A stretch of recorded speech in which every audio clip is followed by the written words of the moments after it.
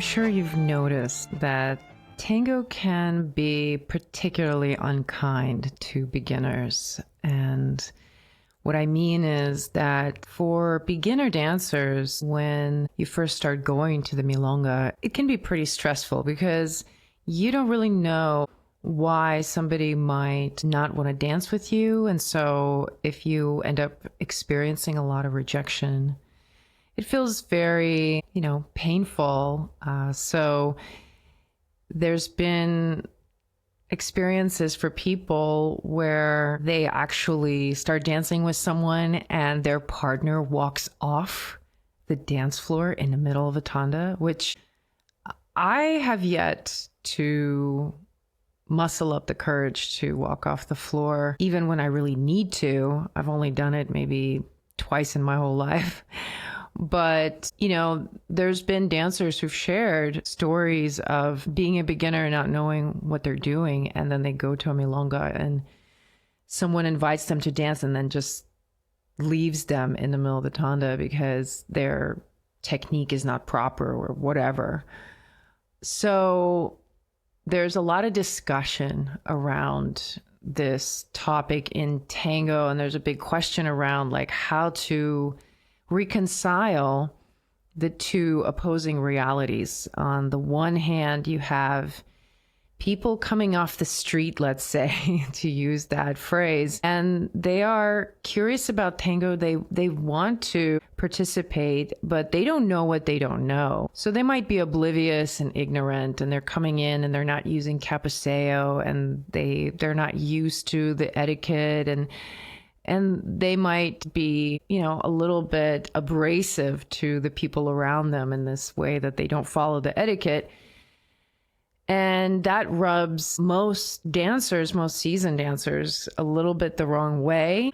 So there's a little bit of friction there, because for someone who's been dancing for a while and has paid their dues and learned the ropes, a very important part of the dance experience is the etiquette. It is the following of the traditions. And to be a social tango dancer sort of means that you respect the traditional codes and the traditional etiquette. There is a feeling on the part of social dancers sometimes that, well, if you don't want to do the work and find out what you need to know, then don't bother coming to tango. And it doesn't sit well with me, that viewpoint, but I understand where it comes from. And there's definitely a sense of pride on the part of the social tango community about the traditions and the etiquette. And the capaceo is at the center of this discussion, of course, because the capaceo is probably the most unusual and stressful part of the social etiquette within a milonga, right? To constantly rely on eye contact for communicating that you want to dance with someone, especially if it's somebody that you've never met. It's a tall order. So there's not really a simple solution to this. Sometimes I think there's been initiatives to educate dancers who are coming in on the scene by printing little flyers and leaflets that have different things written on them about the códigos and the etiquette. I think those are helpful to an extent, but I think there needs to be a lot more and a lot more basic, something that is a little bit more obvious to people, like signs or reminders for people, or even orientation, like if there's a video orientation that can be published as part of an event that explains to people what they need to do, like stuff like that.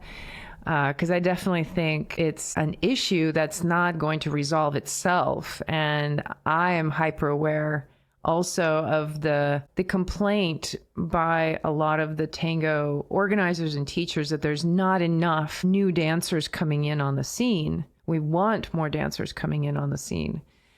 So if we want that, then there needs to be some sort of structure in place to make tango more accessible to some level. So the solution to this paradox, I think, is going to be a multifaceted approach, and one of which is opening up this discussion to this idea of, okay, why would advanced dancers say no to a beginner?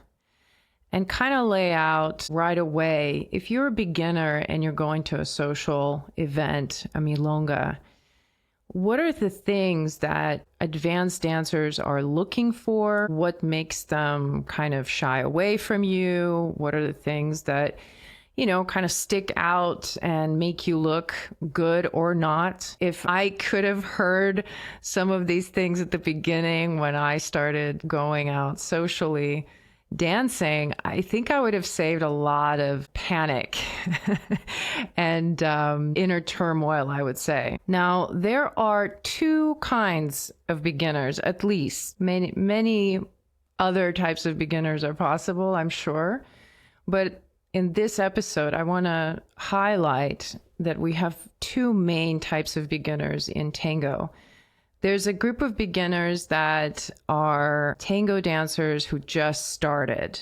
They have been dancing maybe for a few months, a year or so. So that's one kind of beginner. The second kind of beginner is someone who's been dancing for maybe even 20 years, but their learning did not progress past a particular threshold. Like they never progressed past a particular point.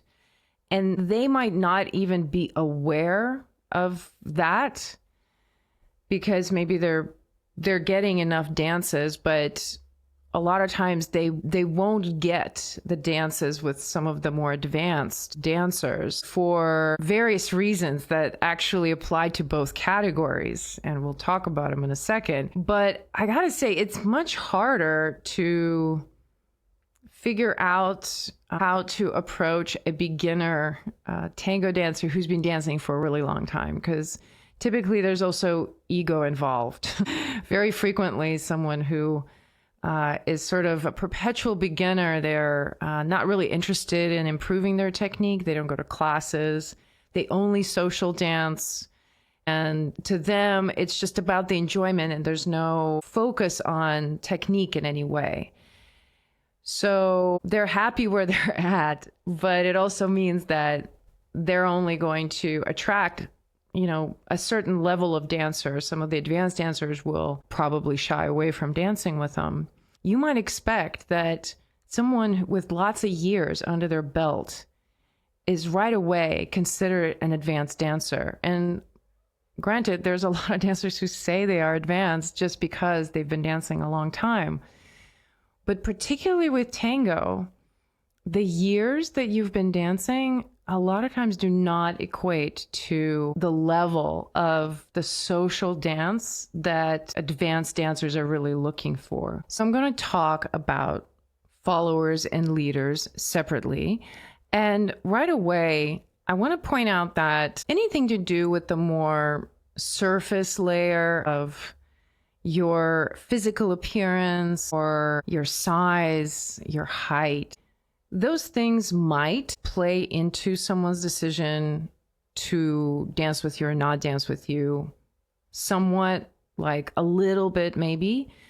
But when I'm thinking about what I would consider to be an advanced social dancer, having talked to many, many of them, I know that what they're looking for is something much, much deeper. So even if, let's say, you feel that you don't necessarily have the physical appearance that would grant you access to advanced dancers, and that's like the only limiting thing that's preventing you from getting those dances, from the perspective of advanced dancers, I'll just assert that that's really not playing into a lot of people's minds. Most advanced dancers, they're looking for other things. They're watching other things besides your attire or whatever is the surface layer.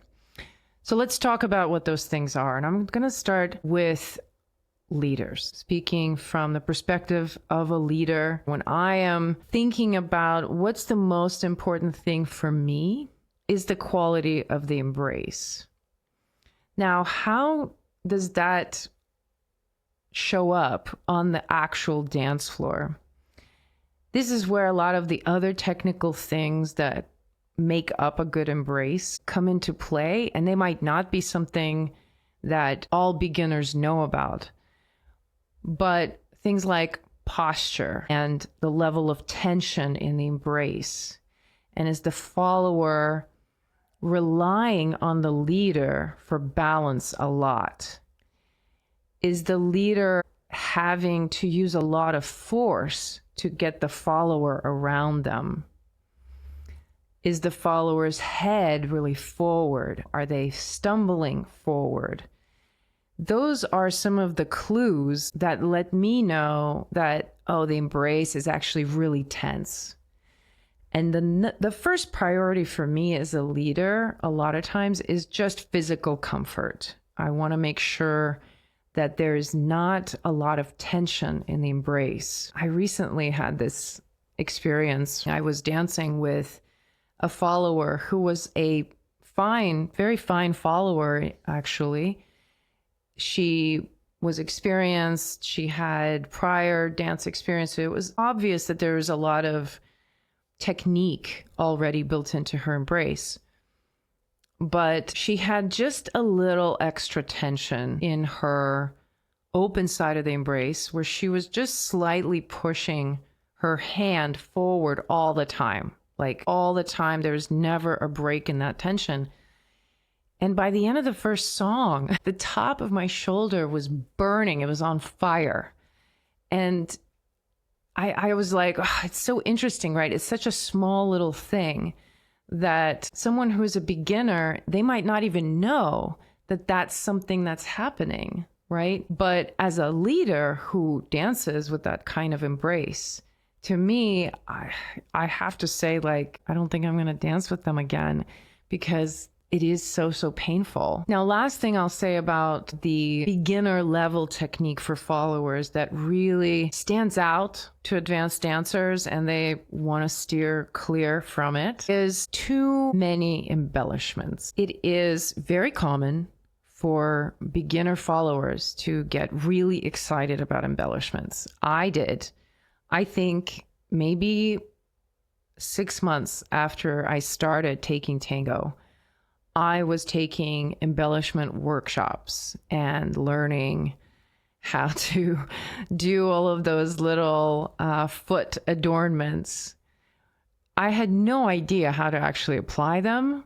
It took me years to understand what it actually means to use those embellishments in the music. But of course, that's the thing that you want under your belt right away, because when we get drawn into tango, when we watch tango, the thing that inspires us a lot of times is this really showy stuff. It's a lot of the leg embellishments, the boleos, the ganchos. So that's what we want to learn as beginners.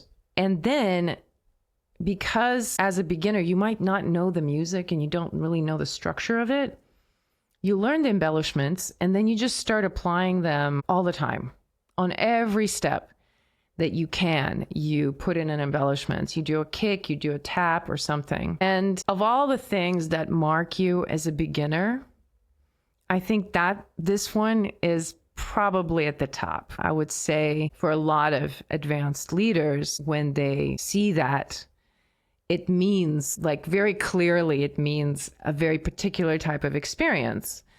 And it's this feeling that the follower is really doing their own thing. It's not with the music, and there's not an opportunity for subtlety, right? Because there's this feeling that the follower has their own agenda. Definitely there's a particular look that we associate. And when I say we, I mean advanced dancers, leaders, that we associate with this kind of a beginner dancer, beginner follower who ends up putting in a lot of embellishments and doing a lot of kicks. But being a leader and dancing with a beginner is much easier ultimately than being a follower and dancing with a beginner leader. Since I am the advanced leader, If I dance with a beginner, it's very easy for me to dictate the shape of the dance. I can limit the vocabulary. I can just focus on walking. So as long as there's not like a ton of tension, I actually don't have a lot of issues dancing with beginners. And I know for a lot of leaders, they would say the same thing, that there's not an expectation that as a follower, you have to know a lot of vocabulary. Honestly, like, you don't have to know many figures. You just need to know how to walk and pivot and cross, like that. Those are sort of the basic movements that as a follower you need to be familiar with, and being able to connect without relying too heavily on the partner, like having that basic technique. That's about the level that is required for a leader to have something to work with.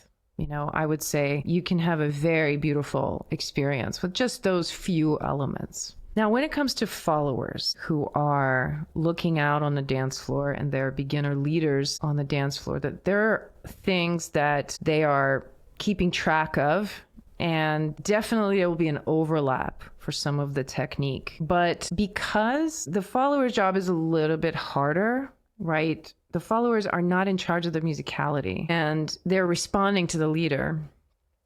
So it's a little bit harder to have a good time as a follower with a beginner leader if the beginner leader doesn't have at least a certain level of technique.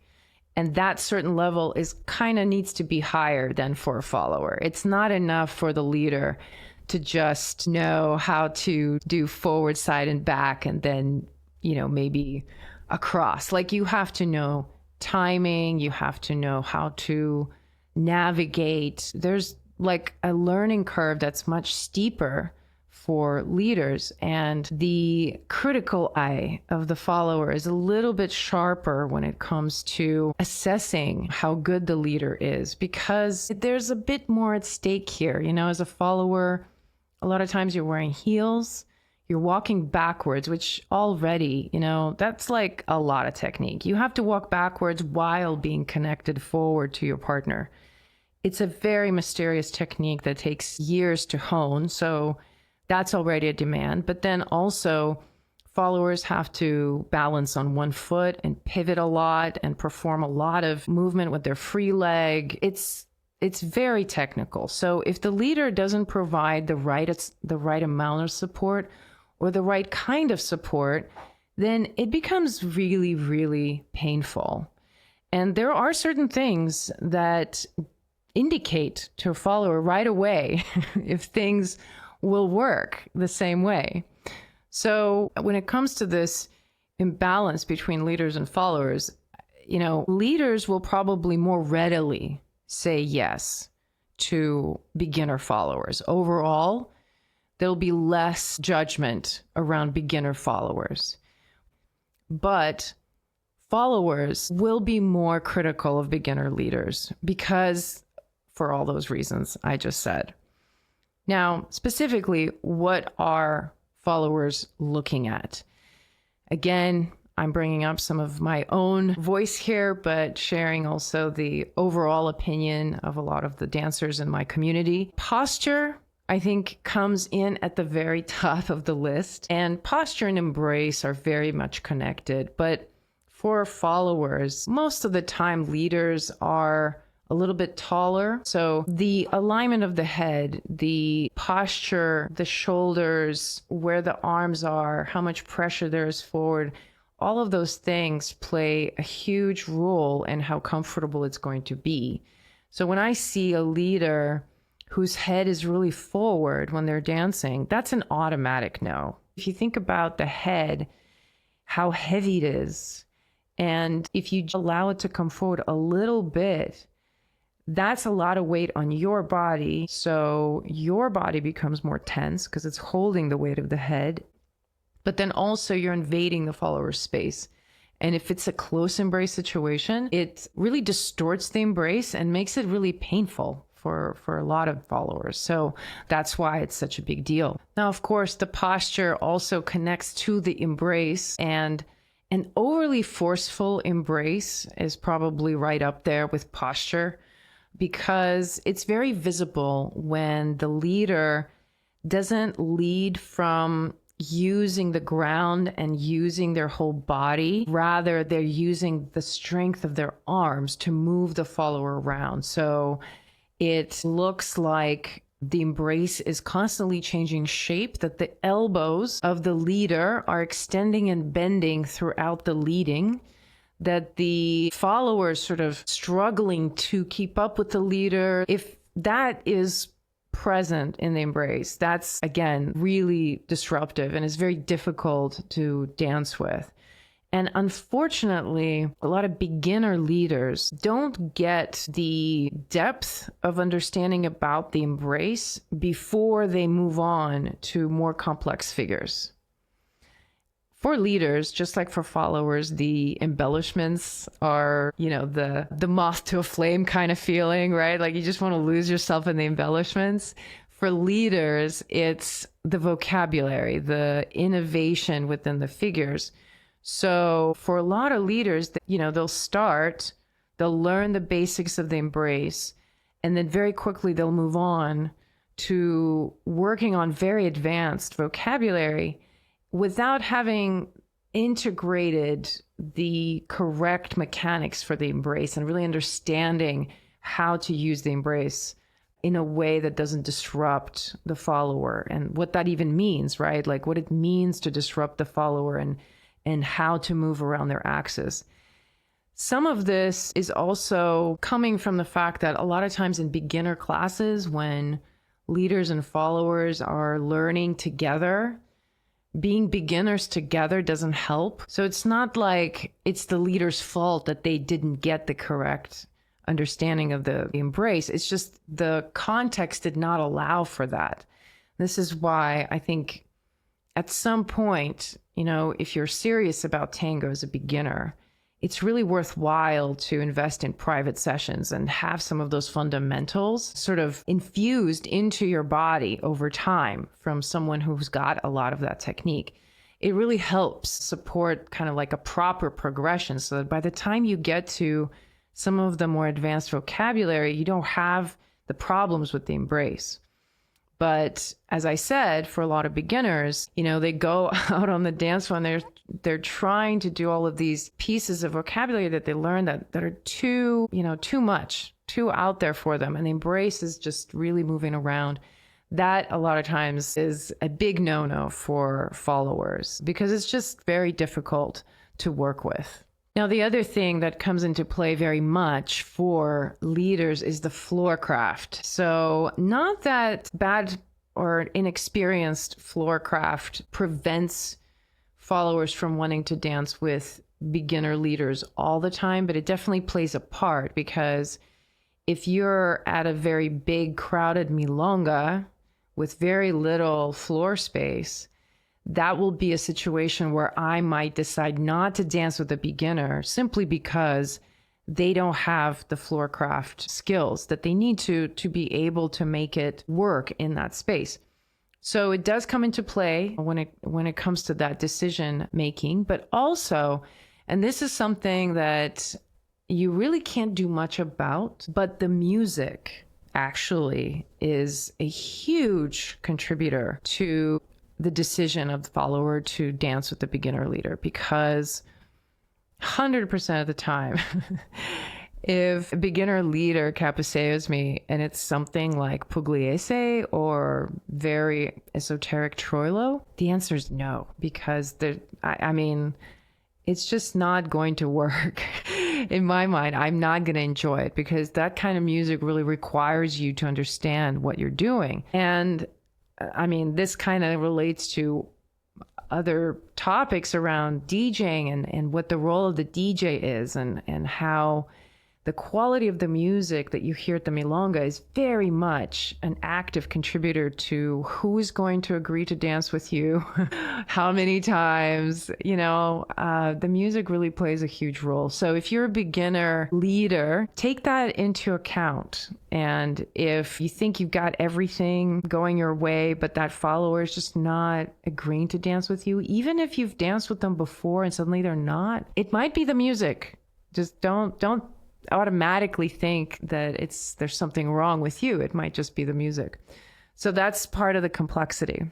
So whether you are a beginner who started just last week, a few months ago, a year ago, or maybe you've been around for a while and you know you're one of those beginners who maybe didn't progress to the next level, and you're kind of at that place where you want to be dancing with more advanced dancers, but they're not looking your way and not giving you the time of day. What kinds of things should you spend your time on? Because our time and resources are limited. So what kinds of focus should you practice in your work, in the classes that you go to, in the classes that you decide to take, or the teachers you decide to study with? I would say there are some foundational things that all dancers need to get under their belt right away. So when it comes to technique, the posture and balance that you yourself have in your body, the technique around that is very much overlooked because tango is a partner dance and you just start moving with someone right away. But if you're coming in as a beginner and you've never done anything like yoga or Tai Chi or, I don't know, any other solo movement practice that kind of taught you to move in different directions and feel balanced, and your proprioception skills, train that part of you, then it will be a difficult thing for you to learn right away, to integrate that piece as well as learn to dance with another body. So if you know you have issues with posture, with your head coming forward, with balance, like put that at the top of the list and seek out teachers and classes that would help you to develop that proprioception and skill. I have a lot of content around that on my social media, so make sure you check out my YouTube channel. I post a lot of things on my Instagram channel about that. So there are some things that you can incorporate into your daily training right away just from, looking up online. Now, the next thing I would say for leaders and followers, what it means to have good embrace technique. What is embrace technique? What it's supposed to do, the technique of that, going beyond just the simple level of we just, hold the embrace and walk together. Really going deep into that and seeking out content and teachers that will help you understand how to actually hold an embrace that is comfortable, adaptable, does not create any tension in your own body, and does not put any extra tension on your follower's body. The kind of embrace where it feels effortless, it feels like you can do it for hours without breaking a sweat, or maybe breaking a little sweat if it's a Darienzo Tanda, but overall a very pleasant, easy embrace. That's what we're after. That's what the followers want. That's what the leaders want. So if you have a choice, you're looking at a lineup of workshops at a festival, and one of them is about fancy back saccatas into volcata kind of sequence class, and one of them is on how to get a more juicy embrace. Take the juicy embrace class. I think ultimately, if you're a beginner, that's the class that's going to pay forward and give you a lot more to work with. Now, on top of that, I'll say that it's important, whichever role that you're learning, although I do recommend you right away work on both roles, even if you don't dance both roles socially, but knowing both roles and understanding how they work is really important. But even if you don't, it's important that you, as a follower or as a leader, in the very beginning, understand the role that you're playing. Sometimes followers get this idea that they carry with them throughout their journey that they're just there to be moved around. That's an idea that they got, and that's how they dance. Well, if you have that idea, I'm not going to want to dance with that because it's too heavy. It's too much work. So correcting that understanding, really getting to the bottom of what are you supposed to do as a follower? What does it mean for you to be present with the leader and be responsive and read the information, while at the same time moving your own body and, exploring that part of musicality that you can as a follower. And as a leader, your role as the provider of direction, it's not just about that when you're a follower, you're doing ochos, and when you're a leader, you don't. You know, it's not like that the vocabulary is very different. The energy of each role is actually quite distinct. I frequently say that the masculine role of the leader is much more like you're a mountain. You're this gravity that the follower is pulled by. You know, you're the center of a planet, while the follower is like the river moving around the mountain, that feminine energy and powerful vortex type of presence. So understanding that's what the kinds of things you're playing with when you're dancing from the start, I think will help you attract more advanced dancers, because at the highest level of dancing, that's the kind of things that people really love playing with. Now, the last couple of things I'll say that you really need to get under your belt as soon as possible is, of course, understanding of navigation and floor craft. Leaders, it's much more important for you, of course, because you're the one leading the way, but followers also having an awareness of people around you. Don't throw boleos up just because you want to. Be aware. Do you have the space? Is there anybody next to you? Can you guarantee that your boleo is tracking in a way that's not going to hit anything? If not, then don't bring it off the floor. Like, make that choice. Be conscious of the fact that this is a multi-part puzzle that's moving constantly, and it relies on everybody's moving in a predictable way. So the navigation and floor craft is kind of key from the very start. And as I think even as a leader, especially, to respect the line of dance and to have that presence of mind in the line of dance always stands out and looks good on you. It always catches my eye when I can tell that someone is being very mindful and moving very harmoniously with the line of dance, because it typically is in contrast with a lot of other dancers who are not doing that. So it's really nice to see that calm in the center of the storm.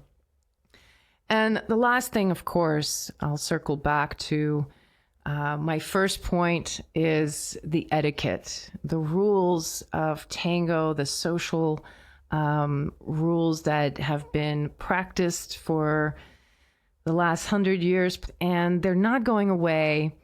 And I would say, don't fight it. It's a way of codifying the practice of tango. Of course, it's not the best way. It's awkward. It creates a lot of tension for people. It makes you face a lot of discomfort in yourself, but it can also be really cool. You know, like those experiences when you look across the dance floor at someone from 100 feet away and they see you looking at them and they catch your eye and they nod their head. I mean, that is magic. And that's kind of I think the romance of the culture of tango is sort of this additional icing on the cake on top of the dance, which is the main thing that we're consuming. But the etiquette, the traditions around it, I think are sort of the clothing of this practice. Now, again, if you want to learn more about the etiquette ahead of time, if you're curious to learn about all the social rules,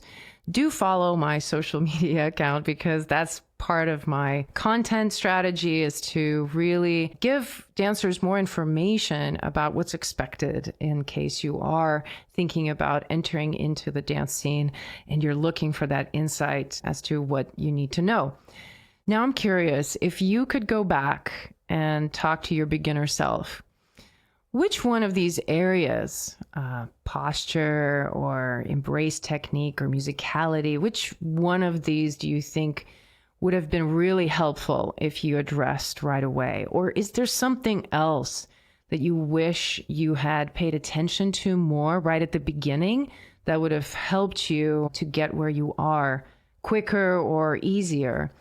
Go ahead and share in the comments. Would love to hear from you. Or if you'd like to send me a direct message, you can reach out to me on Instagram at ImSoTango, IMSO Tango. All right, we will continue this banter next week. Until then, ciao.